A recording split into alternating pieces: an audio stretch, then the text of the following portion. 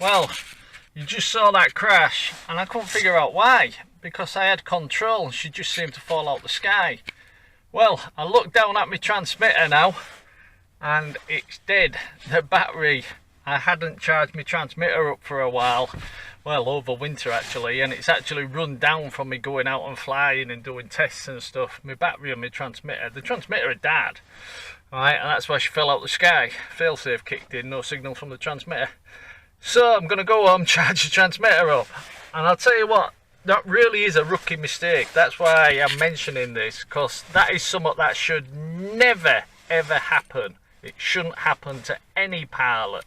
Your transmitter, it's something you should keep a check on constantly. Keep a check on your battery level of your transmitter.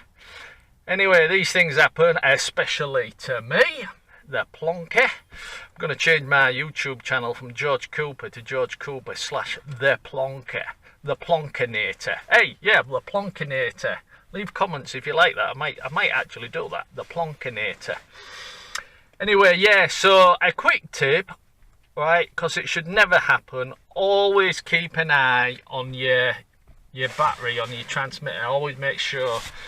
I mean, everyone knows this. This is common sense. However, it can happen. It just happened to me.